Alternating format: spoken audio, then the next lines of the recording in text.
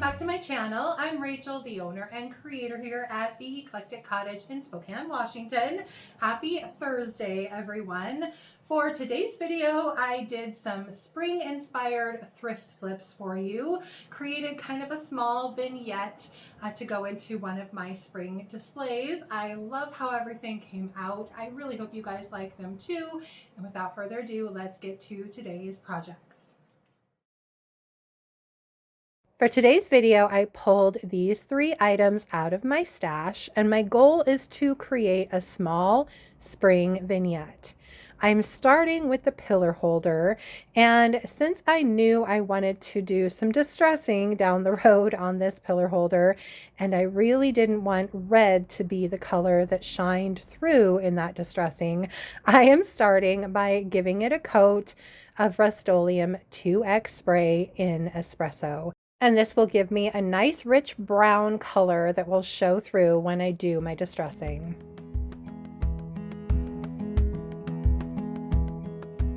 For my top color, I picked one of my springtime favorites, which is this beautiful kind of bluey green called Apothecary by DIY.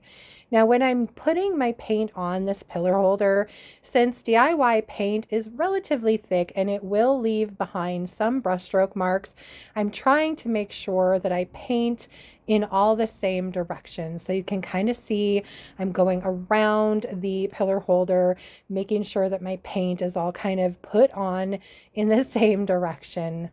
You can also see that I got pretty good coverage with just that first coat of paint. Since DIY paint is pretty thick and it's very highly pigmented, a little tends to go a long way. So I only ended up having to go over this pillar holder with 2 coats of the paints.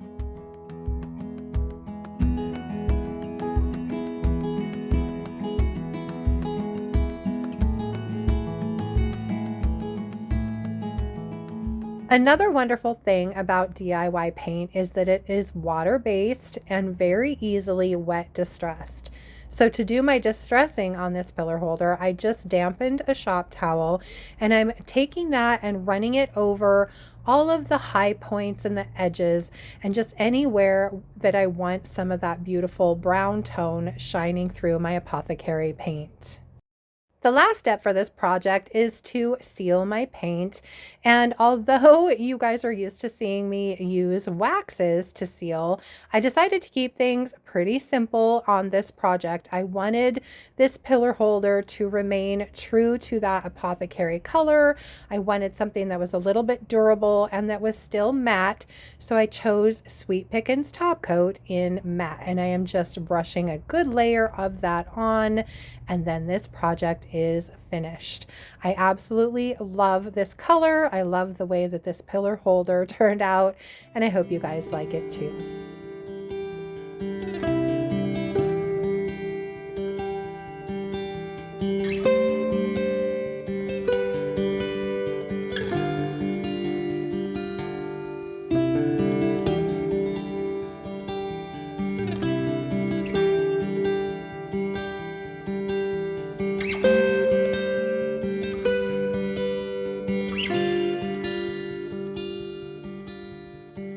I picked up this rabbit at the same time I picked up the smaller 2 that I did in my last video, and all of them were very highly textured. For the 2 smaller rabbits, I decided to bring that texture out using a dry brush technique. For this rabbit, I am going to use wax. So I'm starting by giving it a base coat of DIY's Crinoline, which is a beautiful creamy white color. And I am going in pretty heavy with that paint, you guys. I'm putting quite a bit on and then really pouncing it and twirling my brush around and trying to work that paint down into some of that texture to make sure I've got good coverage on this entire little bunny. You can see here I had to switch out to a smaller brush to get into some of the tighter areas, and I did end up putting 2 good coats of paint on this little rabbit.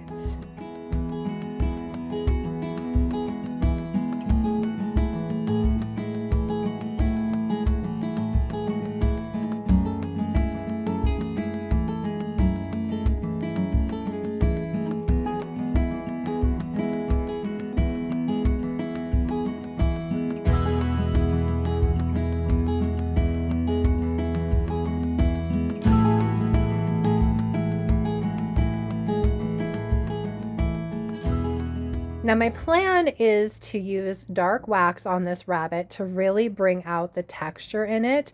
But before I put that dark wax on, I'm going over my rabbit with a good coat of that Sweet Pickins top coat in matte.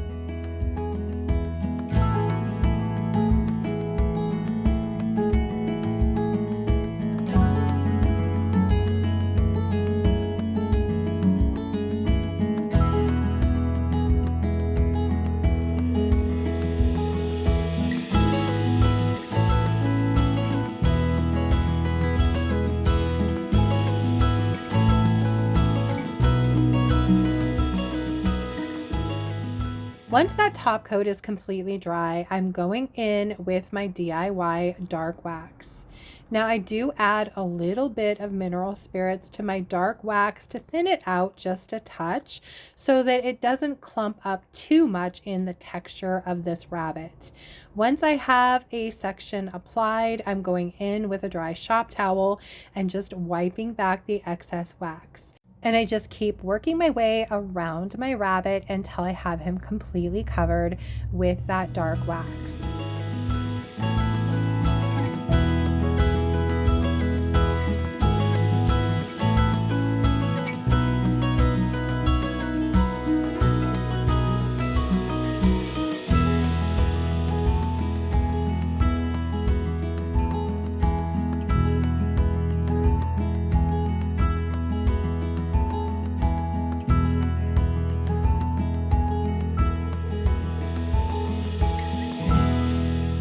I love the way that the dark wax brings out all of the beautiful rich texture and detail in this little rabbit.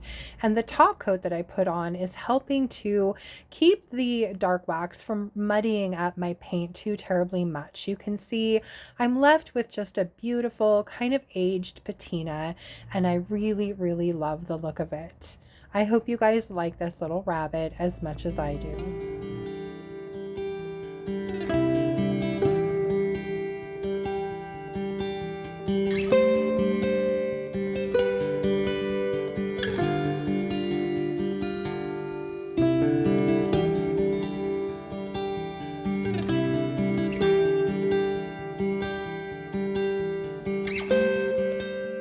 The third item that I'm making over for my spring vignette is this sign that I picked up at Goodwill pretty recently, and I think I paid $1.50.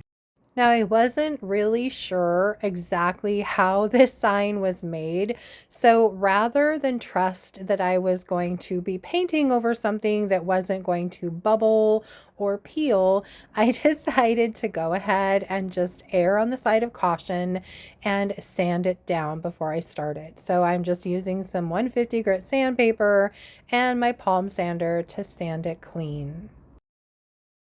As it turns out, it was kind of a paper material over MDF, so I'm kind of glad I sanded it off. When I brought it in, I went ahead and cleaned it really well before starting in with my paint. It also still had some stickers on it that I had to remove. And let me tell you, the blue sticker that was on the back of this was a real booger to get off. But I finally managed, finished cleaning it up, and then began to paint. I'm starting with a coat of DIY's color called Weathered Wood, which is this beautiful dark gray with a hint of brown in it. And I'm just going over the entire sign with one good coat of that paint.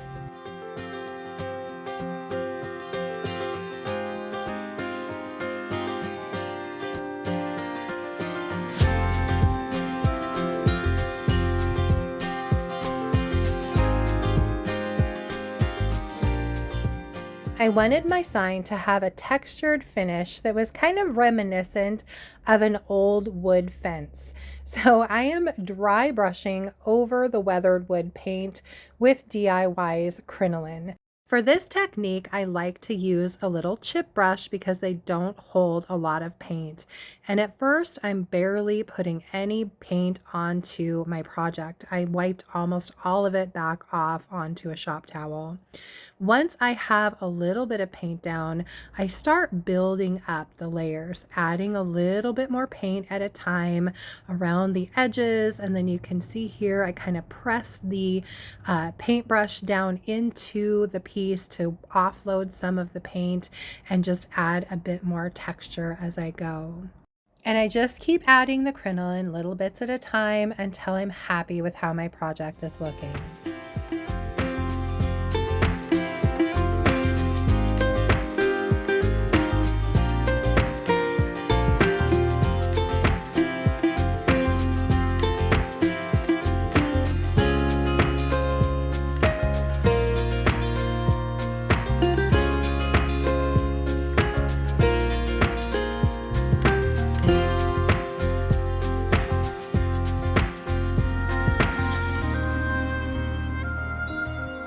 Once I was happy with how the front of the sign looked, I went around the sides with some of that crinoline paint as well to just kind of tie them in a little bit better.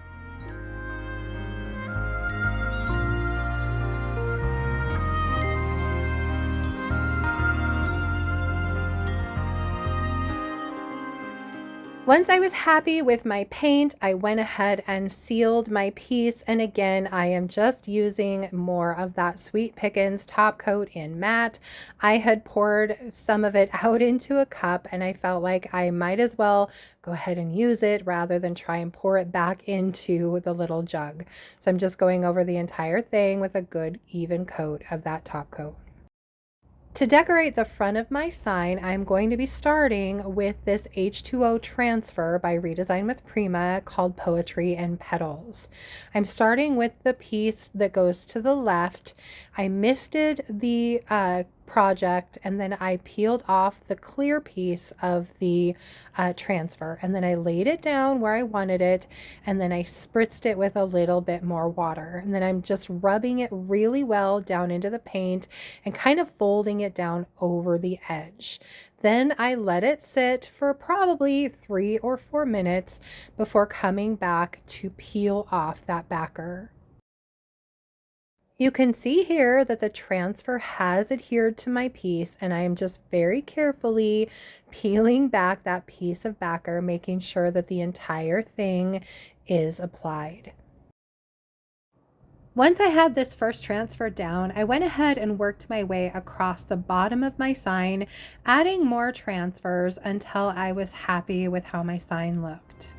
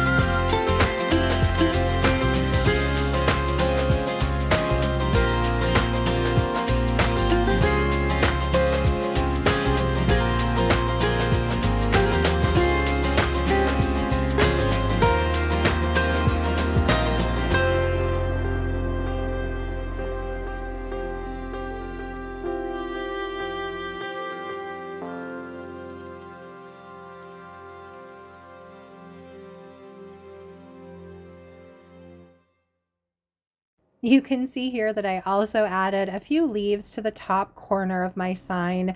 I had cut these off and I really hated to throw them away, so I was glad to find a use for them.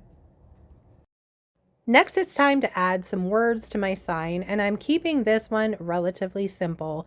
It's just going to say "Hello Spring," and I'm using some stamp sets that I've had in my stash for ages.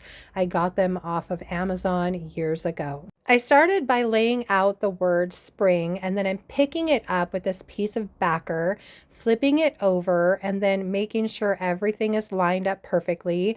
It was at this point I realized I had actually spelled spring wrong, so I had a little bit of rearranging to do.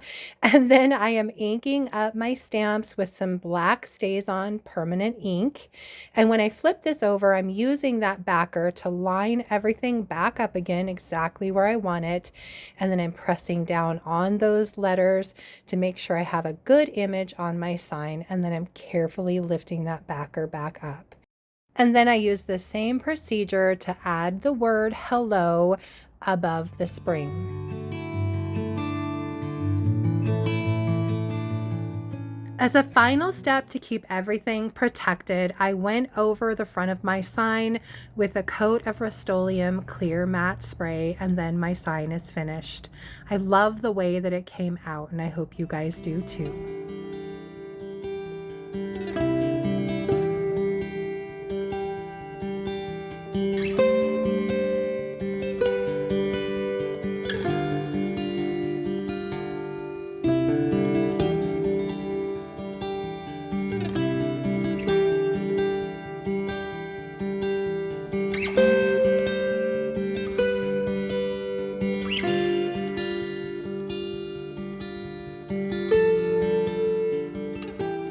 Well, that is it from here for today, you guys. I hope you liked my projects, and I hope you enjoyed today's video. If you did, please remember to give it a thumbs up. I so appreciate that. And if you haven't already, I would love it if you would subscribe to my channel and then just hit the little notification bell so you don't miss anything. And then, of course, don't forget to drop a comment below and let me know what you thought of my projects for today. Just a quick reminder, too, the paint and products you see me use can be purchased through me at my website, and that's www.theeclecticcottagespokane.com. I carry DIY paint and products as well as Sweet Pickins milk paint and products, and I should be getting an order relatively soon with more of the Cheshire, which is 35% off through the end of March. I carry Recycle Treasures, decoupage papers, and then of course some Redesign with Prima. On the Redesign with Prima, I still have a couple of the tube transfers left, so anyone who orders $39 or above until the end of March gets a free tube transfer until my supplies run out. Once I'm out, I'm out. And just know that on the Redesign with Prima, I do have one more order of the Eastery, springy stuff coming in from the last release. Once that is here, I probably won't be ordering any more from that release specifically for like Easter, just because there will be a new release coming out probably in April, and I need to save some space for that. So just know that if you need something once this next order comes in, you probably need to grab it. Anyway, for Sunday's video, I am planning on working on a little step stool that I have in the kitchen. I'm not going to have time to work on a ton of things, but I thought if I could just get this step stool done, that would be excellent. So that's what I'm going to try to do. So I hope you can join me back here on Sunday for that. Until then, have a great rest of your week and beginning of the weekend. And thank you guys so much for being here. I appreciate it. I will see you back here on Sunday. Bye.